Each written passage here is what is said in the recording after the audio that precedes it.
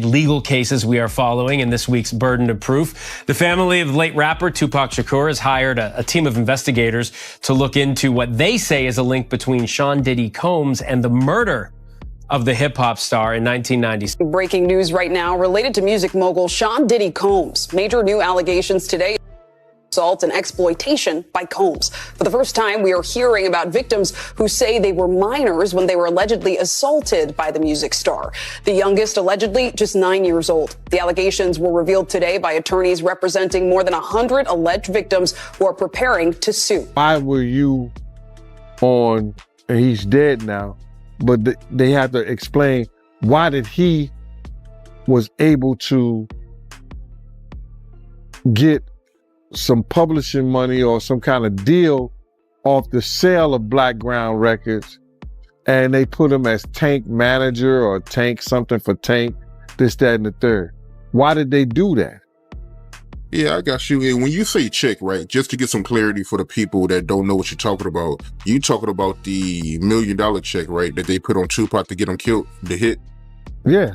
What I'm talking about is that if Puff has said on a couple of records that he'll pay $1 million to, but he was just talking to people randomly. So now everybody said that, and Keefe D said that Puff told them that he'll give them $1 million. Now, do we believe that? I don't know. I don't think so. I don't. Man, you doing it, man. You deserve it, Daddy. You putting in that work.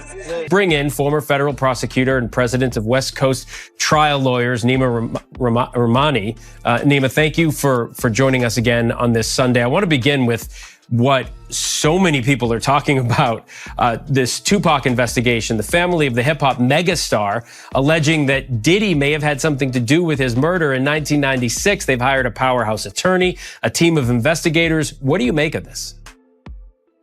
Well, Phil, I mean, these accusations have been going on for quite some time, and Tupac's family has hired Alex Spiro, who is actually handling the defense of Mayor Eric Adams, who we've been talking about. And we all know that Diddy's being prosecuted by that same office. Now, the challenge here is, even though the allegations are that, Combs may have been involved in the 1994 shooting of Tupac that obviously didn't kill him, and then potentially the murder 2 years later, someone else is being prosecuted for this murder right now in Las Vegas, and that's Keefe Davis. He's alleged to be the shot caller in the murder of Tupac. So I'm not sure that this investigation will go too far, especially when someone else is being held criminally accountable for that murder. Kiala, about Sean Puffy Combs, a.k.a. Diddy, spinning.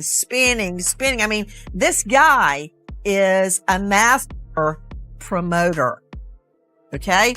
And the allegation is that Combs aided and abetted his son in this attack. I think it's possible that Keefe D, he might try to pit Tupac murder on Diddy. Well, he already said that, but that's a state case.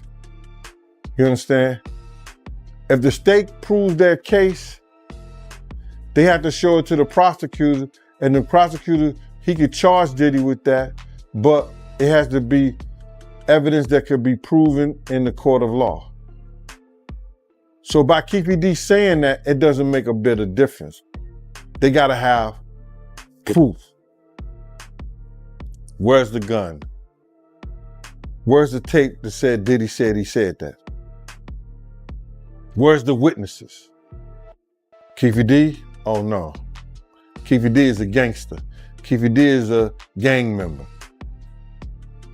Keefe D just trying to make things easier for itself. That's what the prosecutor is going to look at. And then the defense is going to tear us up about saying this, that, and the third. But I believe that they wouldn't even try to do that because they'll look at their charges and see how can they bring their charges into that case. How could they bring that Tupac over into Puff case for racketeering, for they still would have that legitimate evidence, and they don't view Keefe D as being evidence enough or having enough evidence to bring Diddy into this case. But what about the alleged hit that Diddy put on Tupac? You know, the check for $1 million? Well, that $1 million check, and like I said before, is that not one individual ever came out and never said, well, Zip never had $1 million check. This is incredibly disturbing footage, so I do want to warn our viewers, as you did. But as you said, Cassie's lawsuit, which was filed in November of 2023 and then was quickly settled overnight, it did open the floodgates. But in that complaint, Jake, she details an incident that she alleged happened in March of 2016 at a hotel in Los Angeles, physically assaulting Diddy. Now our team in the LA Bureau, we have got our hands on that surveillance footage, and it appears to corroborate Cassie's claims. You see how Albie Shore, he came out saying that Kim Porter death needs to be looked into? I think that Al being his ex-wife, he have every right, knowing about the stuff that came out about Diddy and what he was doing. You understand what he has done in the past, and people have overlooked it. By him coming out and saying that he hoped that he could get her case reopened. There was a guy called John the Paperwork Party. They would put in an open petition to get Kim's case reopened. You understand what I'm saying? So I'll be sure doing this is showing that, you know, he still got love for Quincy's mother. He still want to find out the truth. Allegedly, Kim was found the day before and the day of her death. And then now she found in the bed, dead from pneumonia. That just don't sound right, bro. That don't sound right at all. So you feel the same way about her death being suspect? I don't think nobody in America think it's nothing suspicious about Kim's death, bro. If you are rich like that, you could, you know, Kim had, I think a net worth of like, what, 12 million a year or something like that? Kim could have called any doctor to come over and look at her. If she was that bad, you know, she could have called an ambulance or something like that. Everything is suspicious about her death, bro. And I don't think an autopsy was done on her. And if it was a half-assed job. You personally, right? What do you think happened to Kim Porter? If I say something personal, bro, and my belief, and I put it on to the public, then I might be liable. You understand what I'm saying? I might could be liable for what I say. So I just can't say that, yo, I don't really want to say what I really believe, brother. Because, you know, what I really believe is that they might got into a little spat, a little fight, or something went down, and Puff did that play fighting stuff that he always do, and that pillow fighting stuff, and probably smothered her. But I wouldn't say that on the air. I wouldn't let people know that he probably smothered her to death, and because she had a bad cold or she felt some kind of way that she died doing them having that play fight with the pillow fights and everything and smothered her.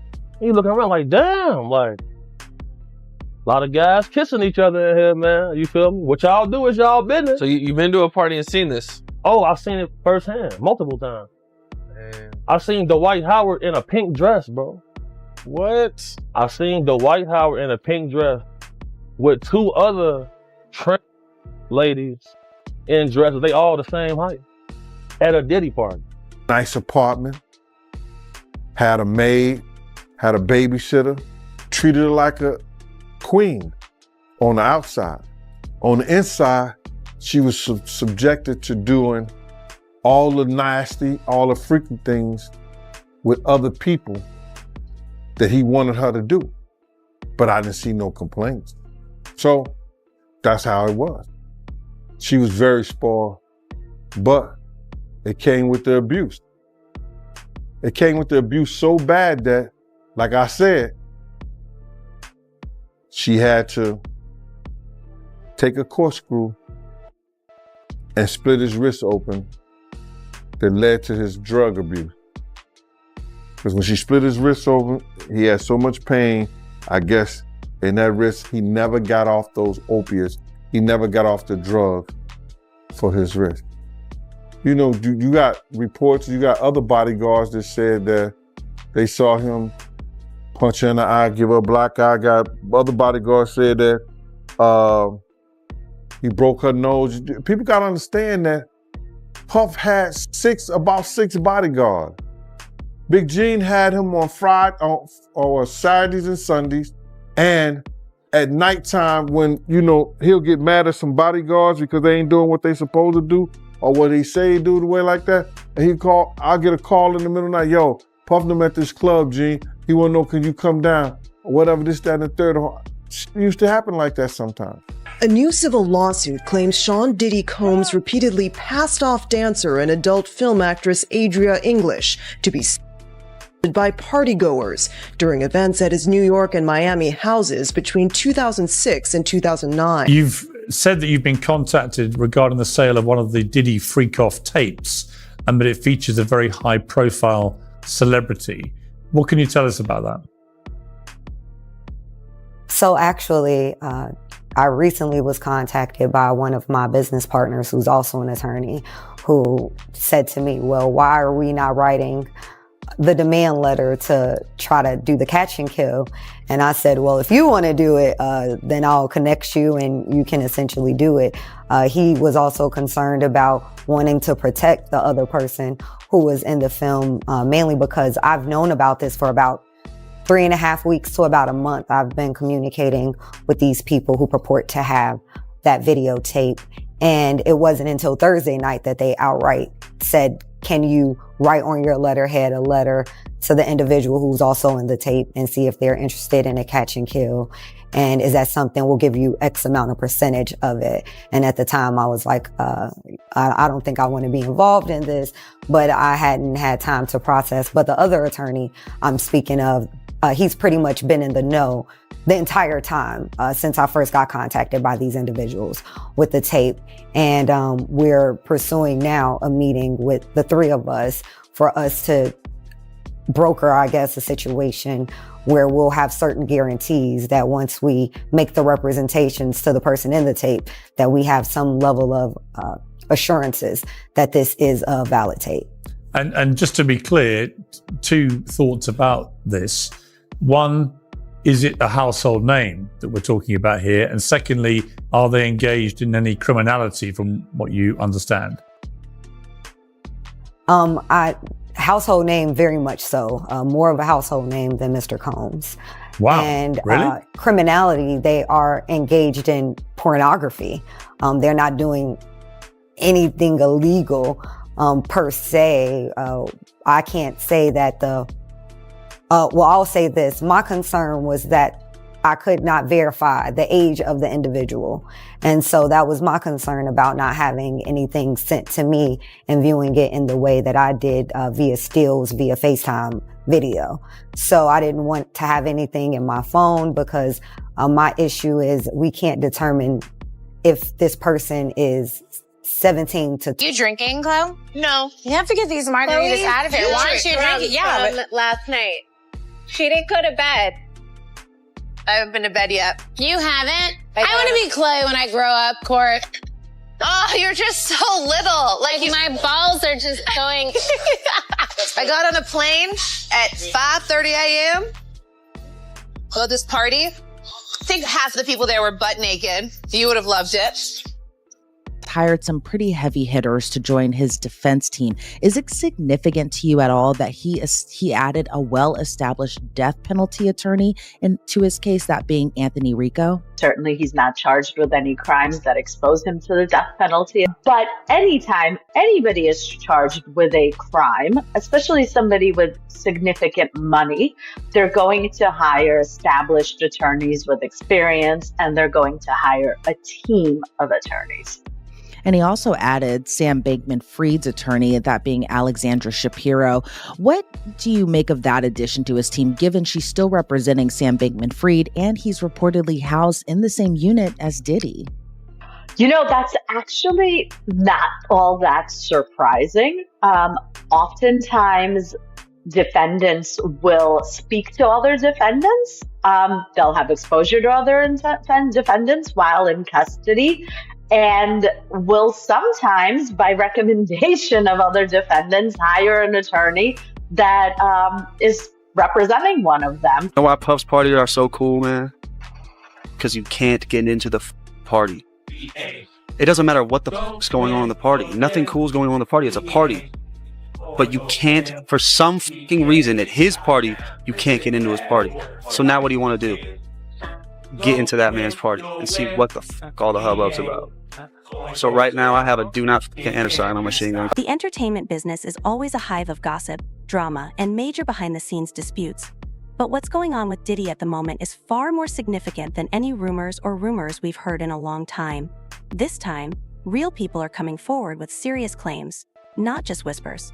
We're talking about disturbing details and accusations that are shaking up the music business, and at the center of it all is one of the biggest names in hip-hop. Diddy, also known as Shay Combs. For many years, Diddy has been seen as a huge success story. He's known for being a smart businessman, a talented musician, and a leader who built his music label Bad Boy Records into a massive powerhouse. People have looked up to him as the ultimate self-made mogul, but now more people are speaking out, and their stories aren't so glamorous. These new claims are painting a very different picture of Diddy. Instead of just being a tough businessman, some say he took advantage of the people around him to get where he is today.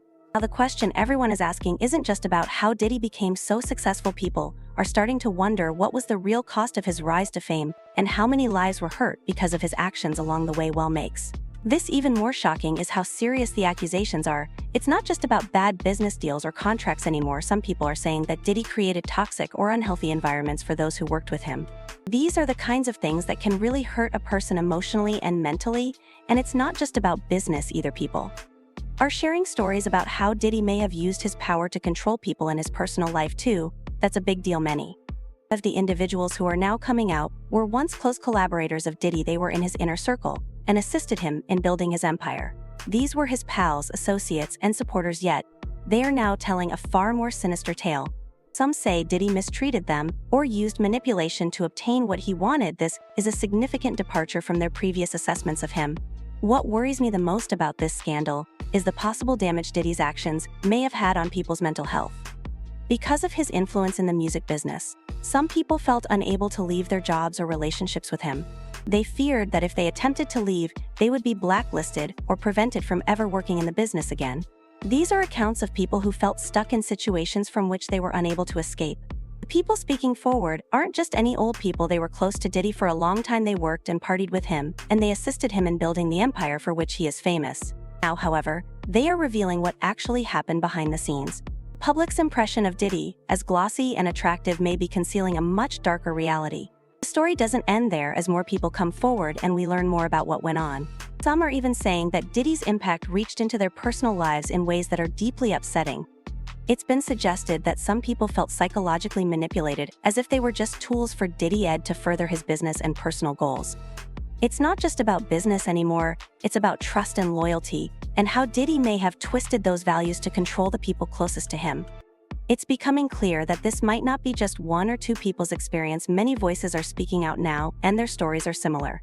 This is painting a picture of someone who used his power to control and dominate others both in his business and personal life. And the big question is how many more people have been affected by Diddy's actions, and how many more are going to speak out. One of the saddest parts of the story is how many of the people who are now coming forward were once fiercely loyal to Diddy. They believed in him and were dedicated to helping him succeed, but now they say that loyalty was used against them. Some claim they were pressured into staying silent about the mistreatment they endured. Others say they felt powerless to leave because Diddy had so much control over their careers. This scandal is also raising questions about the music business itself. Did the industry help? Did he keep his behavior hidden for so long? Did the system protect him because he was such a Big Star, the music business, has a history of protecting powerful people, and some are wondering if this is another example of that. If these accusations are true, it might show that there's a much bigger problem with how the industry works and how it protects the wrong people. As the scandal grows, the media is paying more attention, more information is becoming available,